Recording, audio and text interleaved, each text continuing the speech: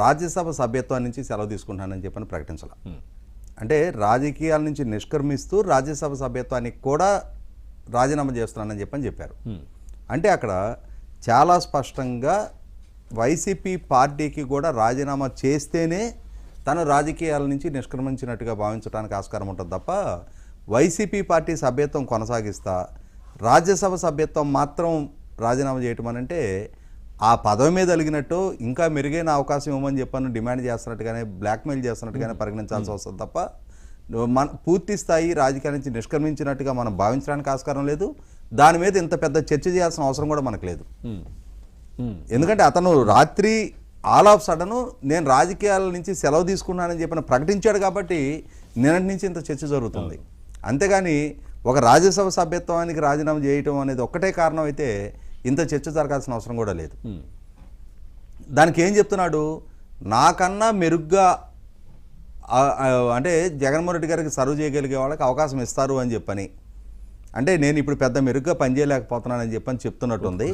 అంటే నేను కేవలం 11 కేసులోనే అక్యూజ్ నెంబర్ 2గా ఉన్నా, రాబోయే వాళ్ళు ఎవరైనా సరే 16-17 కేసులు అక్యూజ్ నెంబర్ 2గా ఉండేవాళ్ళు కొత్త టాలెంట్ రావాలి, కొత్త జనరేషను ఆర్టిఫిషియల్ ఇంటెలిజెన్స్లో కూడా బాగా పరిజ్ఞానం ఉన్నాళ్ళు. నేను ఆ రోజుల్లో ఏదో వెనకటి రోజుల్లో చదువుకున్నాను కాబట్టి మాన్యువల్గా పనులు చేశా. ఇప్పుడు కొత్త టెక్నాలజీని అందిపుచ్చుకున్న జనరేషన్ వస్తే ఇంకా ఎక్కువ కేసుల్లో జగన్మోహన్ రెడ్డి గారికి తోడుగా నేను 16 నెలలు జైల్లో ఉన్నా, 20 నెలలు జైల్లో తోడుగా ఉండగలిగే వాళ్ళు ఎవరన్నా వస్తారేమోనని చెప్పని మరి కొత్త జనరేషన్కి ఆస్కారం ఇవ్వటం అవకాశం ఇవ్వటం కోసం, నాకన్నా మెరుగ్గా సర్వ్ చేసే వాళ్ళకి అవకాశం ఇవ్వటం కోసం అని చెప్పని చెప్తున్నాడు. ఇక్కడ గమనించుకోవాల్సింది ఏంటి అంటే ఎంత సడన్గా ఇతను రైజ్ చూసామో అంత సడన్గానే ఇతను ఫాల్ కూడా చూస్తున్నాం మనం.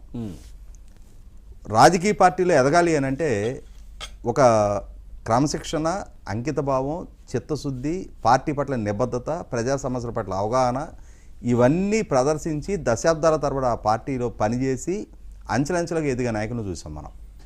లేదు అనంటే ఎవరో ఒక నాయకుడి కొడుకుగానో వారసుడిగానో ఎదిగొచ్చిన వాళ్ళని చూసాం.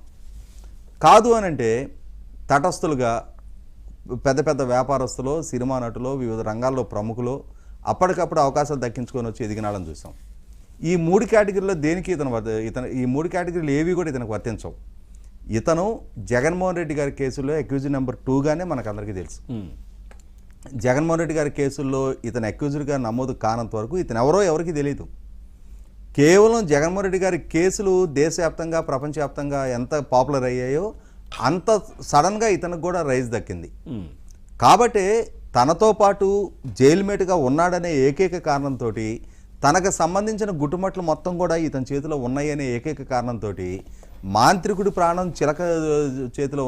చిలకలో ఉన్నట్టుగా తనకు సంబంధించిన గుట్టుమట్లు మొత్తం ఇతని చేతిలో ఉన్న నేపథ్యంలో ఇతనికి అవకాశాలు ఇచ్చి మచ్చిక చేసుకొని తన పక్కన పెట్టుకుంటే తప్ప తనకి సురక్షితం కాదు అని చెప్పని జగన్మోహన్ రెడ్డి గారు భావించారు. కాబట్టి ఇతనికి all of sudden Jaganmohan Reddy గారి పార్టీలో, ప్రభుత్వంలో విపరీతమైన హైప్ దక్కింది.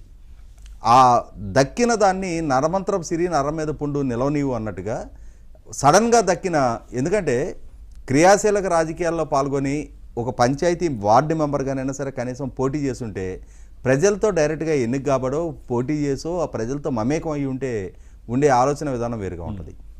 ఏ త్యాగాలు లేకుండా కేవలం జగన్మోహన్ రెడ్డి గారి అక్రమాస్తుల కేసుల్లో ఆయన అక్రమాస్తులు సంపాదించుకోవడం వెనక మాస్టర్ మైండ్గా సిబిఐ నిర్ధారించి ఇతన్ని అక్యూజ్ నెంబర్ 2గా 11 కేసులు పెట్టడం అనే ఏకైక కారణంగా ఇతనికి సడన్గా ఈ రైజ్ దక్కేటప్పటికి ఆ దక్కిన ఎదుగుదలని డైజెస్ట్ చేసుకోలేకపోయాడు.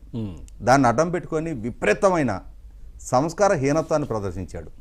ఎవరిని ఏం మాట్లాడుతున్నారు